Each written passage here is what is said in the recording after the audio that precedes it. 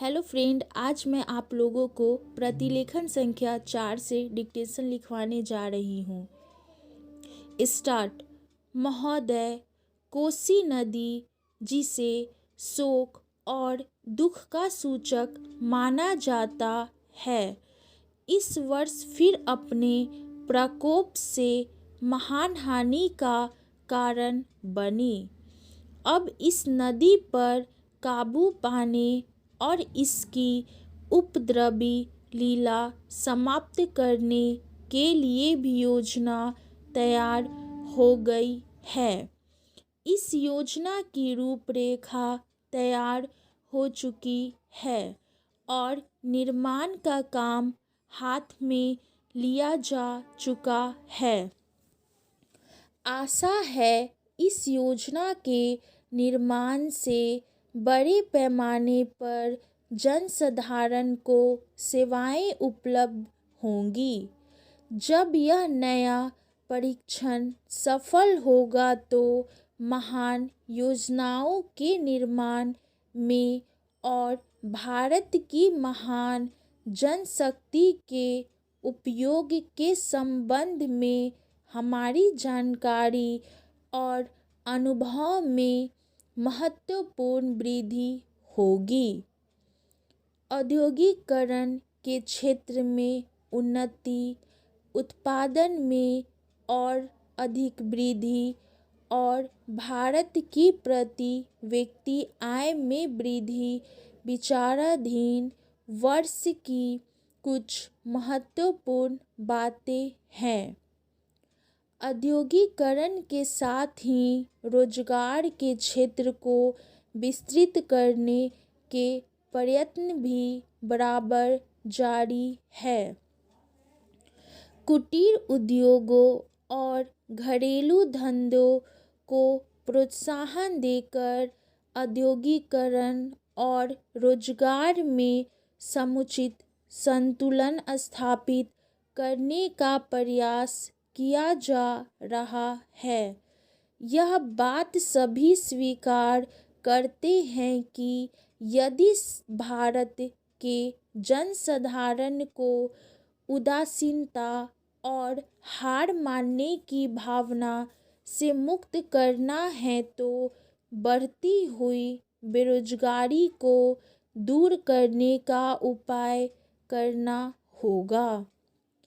इस दिशा में घरेलू उद्योग धंधे बहुत से लोगों को आंशिक या पूर्ण उपयोगी काम देकर इस समस्या का बहुत कुछ समाधान कर सकते हैं। इसलिए पंचवर्षीय योजनाओं में पुराने घरेलू उद्योगों को पुनर्जीवित करने और चालू कुटीर उद्योगों को प्रोत्साहन देने की व्यवस्था की जा रही है। पैरा। विदेशी मामलों के क्षेत्र में हमारी सफलता और भी अधिक है। हमारी नीति, जिसे मैं सक्रिय और स्व-उद्देश्य की नीति कहना चाहूँगा, वास्तविक व्यवहार में किसी भी देश अथवा यहाँ के लोगों को अपना शत्रु न समझने की नीति है। इस नीति के फलस्वरूप हमें विश्व शांति के पक्ष की कुछ सेवा करने का अवसर मिला है। हम प्रसन्न और आभारी हैं कि संसार के राष्ट्रों में भारत का स्थान इतना ऊंचा है।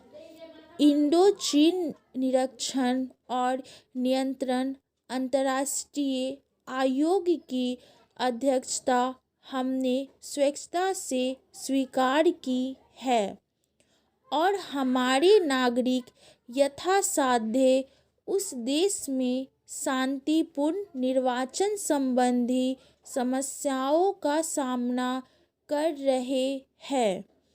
हम सभी राष्ट्रीय अथवा अंतर्राष्ट्रीय समस्याओं का निपटारा शांतिपूर्ण ढंग से चाहते हैं।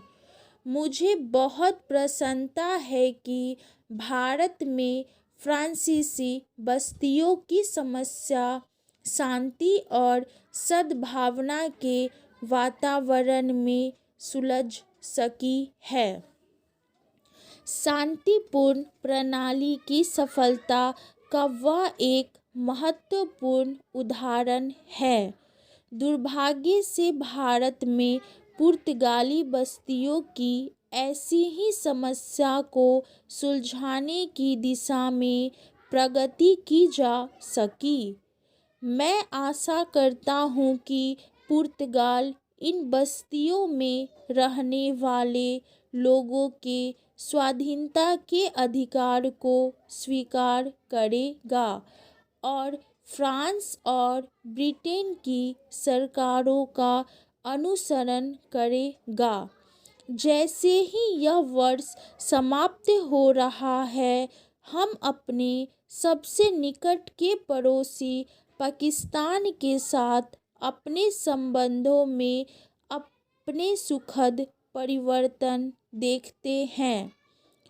पाकिस्तान के लिए हमारे हृदय में सदैव से पूर्ण सद्भावना और शुभकामनाएं हैं। स्टॉप।